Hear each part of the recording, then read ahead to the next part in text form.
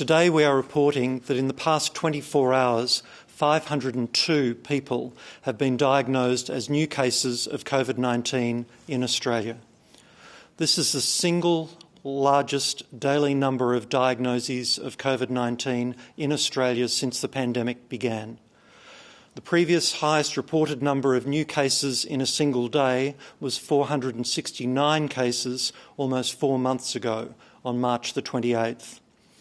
We reported only 2 cases on June the 9th, less than 6 weeks ago, and this shows how quickly outbreaks can occur and spread.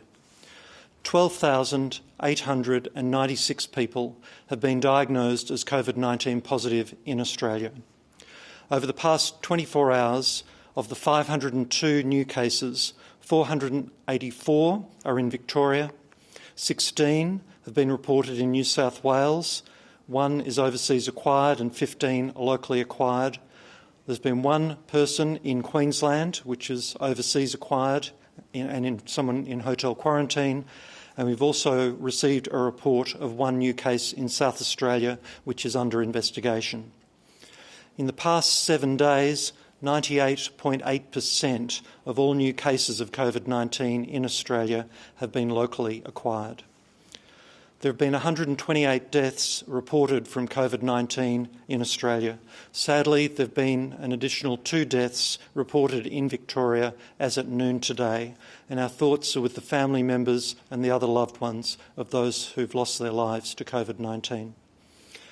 There have been 2,414 people who've been diagnosed with COVID-19 in Australia in the past 7 days, and there are approximately 3,500 people currently infected with COVID-19 in our country. Nationwide, there are 214 people with COVID-19 in hospital, which is an additional 31 people hospitalised since yesterday. There are 205 people in hospital in Victoria.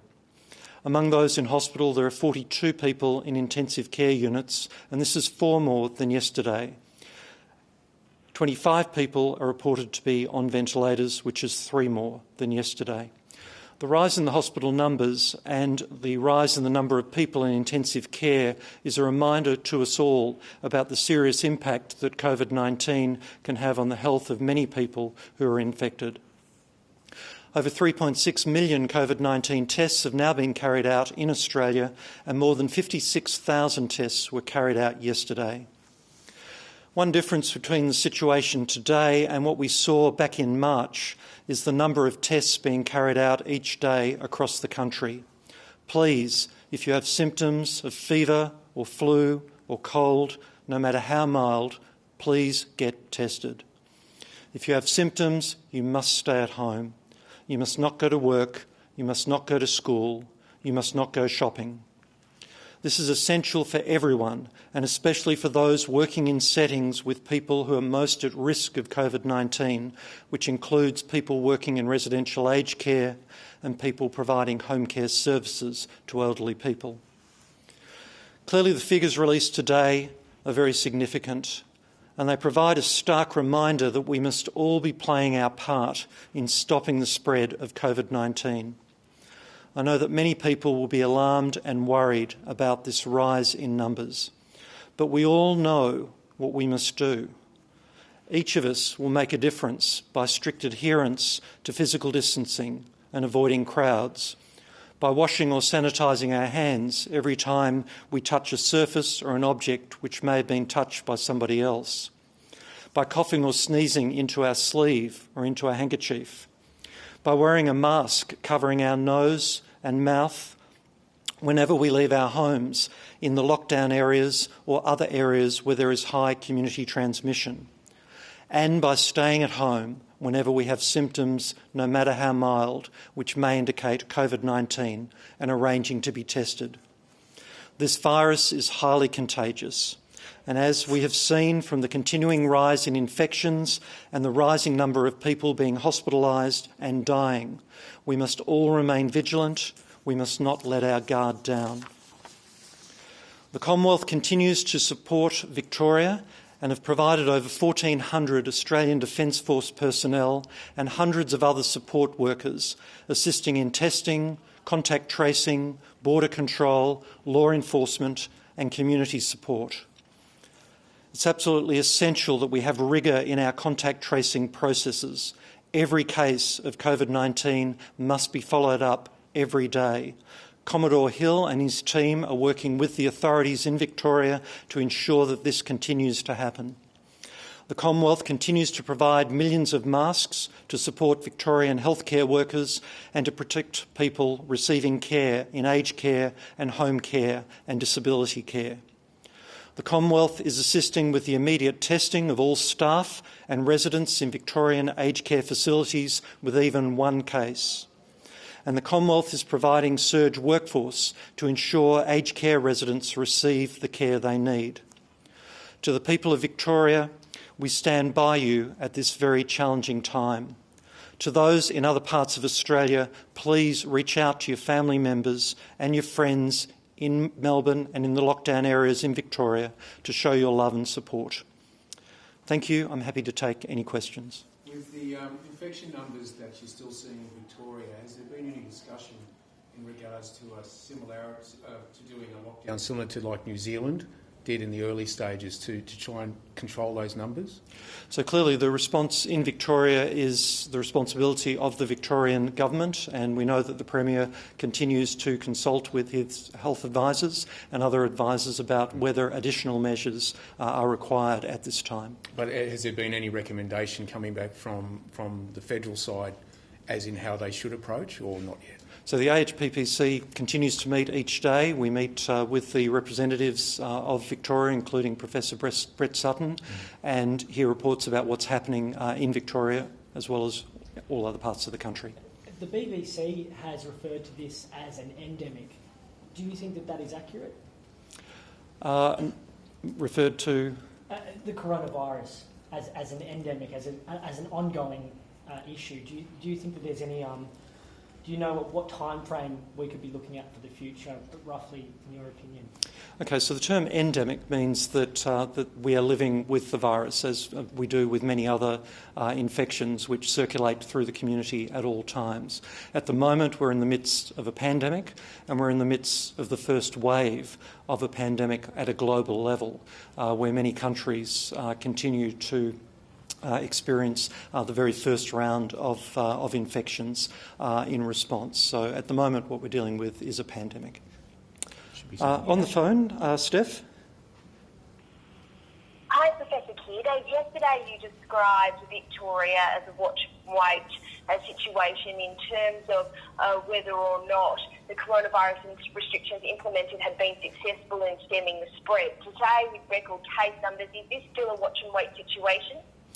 Look, thanks, Steph. So the question is whether this is still a watch and wait situation in Victoria. Clearly, the authorities in Victoria will be looking at the rise that we've seen. This is the most substantial rise and most substantial numbers in Victoria as well as nationwide, and will be determining their response. So we wait to hear what the Victorian authorities say, but in the meantime, the Commonwealth is moving in with all the supports that I've outlined previously. Any further questions? Can I ask another question, Professor Kidd? Yep. So is that Steph or Emma? Steph? Steph. So Steph first and then Emma. Every day you hold press conferences, and the Victorian Premier has held press conferences urging people with symptoms to get tested, and yet Daniel Andrews said today about 9 in 10 people didn't self-isolate between when they first had symptoms and when they went to get tested. Why do you think that message isn't cutting through with 90% of people?